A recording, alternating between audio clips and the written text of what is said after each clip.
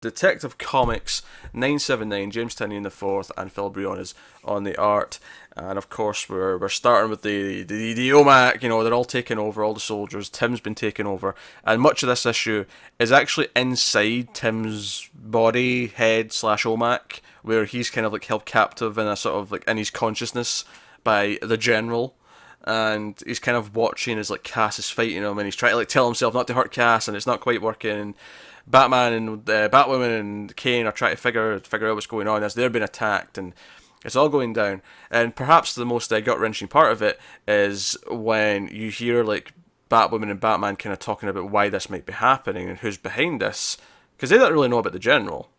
And like someone says, "Hey, this was Tim's thing," and even Batman has to like sort of acknowledge the possibility that this is some way involving Tim. Tim's behind this in some way, and Tim inside his head's like, "It's not me." It is worth noting that even after, Tim's come back and we did the future Tim stuff, he still wants to continue the program in some capacity. Batman's like, "No, we're shutting this down," but Tim has been pushing to keep it going in some variation.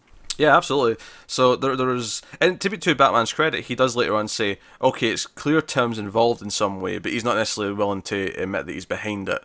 So, he's still holding out hope for Tim and that he's not just went nuts.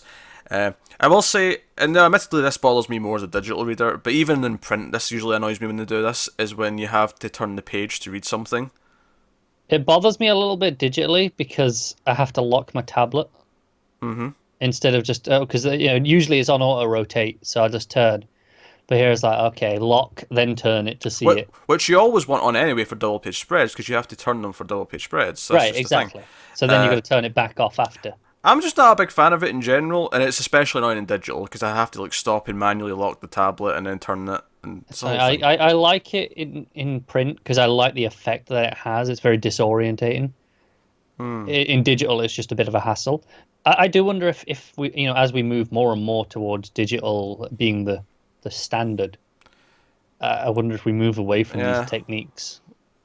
I kind of hope so. And I'll be honest, I don't even love it in print, because I think anything that requires me to alter how I hold the thing I'm reading. Now, I know I'm flipping the tablet back and forth for double page spreads, but that's kind of simple, and that's so ingrained into my head that I'm doing that. Like, I just immediately know, oh, it's meant smaller, I have to flip it. Like, it's so like part of my body language, my muscle memory, that I don't even think about it. It just happens without any like consideration for it.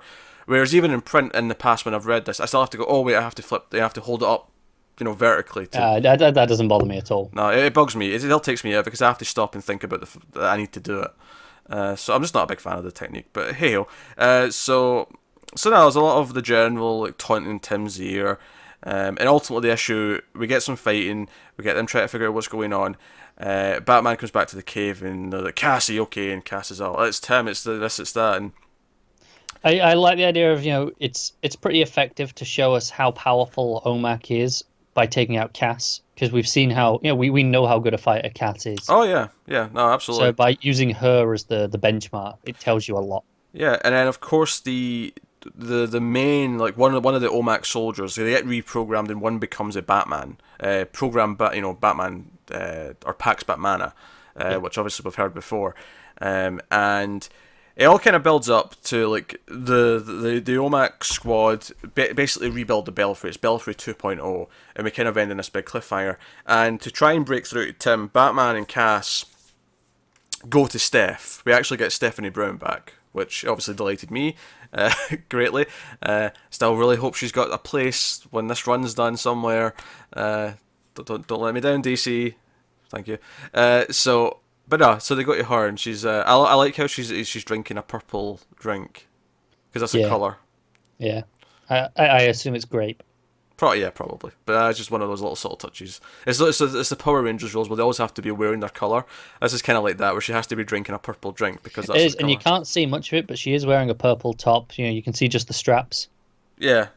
Even just the There's just a lot of purple in the frame. There's a couple of purple books on the shelf. There's some purple in the photos at the back. The wall has a vaguely purple tint to it. Yeah, or even in the top panel when Batman and Cass come in the room, it's not. I don't even think it actually has a purple couch. It's just the lighting because it's nighttime. It gives this purple effect to it. So, So no, there's obviously some choices there to just give it a very purple feeling. So obviously we're gearing up here. We've got what, like 3 issues left of this run. Something like that. Yeah, 81 or 82 is the last one. So we're gearing up. So I can see it being quite heartbreaking. Cash try to break through to Tim, or sorry, Steph try to break through to Tim, I should say. And I mean, Cass can try as well. she probably can. She might. She'll at least punch something because it's Cass. Yeah, she'll probably fail, but she can try. But no, so it was very much a set-up issue in that sense, but what it was setting up was kind of exciting. Obviously, a lot of it was about tormenting Tim, that he can't do anything right now, and the idea that everyone else thinks he might be responsible for this. So we can maybe deal with the emotional fallout for that. But, of course, the fact that we see Batman's not ready to just believe that it's Tim is kind of like, okay, right, so not all is lost. He still believes in his son here. Yeah. So it's good stuff. It's a solid issue. I was excited to see Steph back, and the big cliffhanger of like having the new tower and like try to take over Gotham.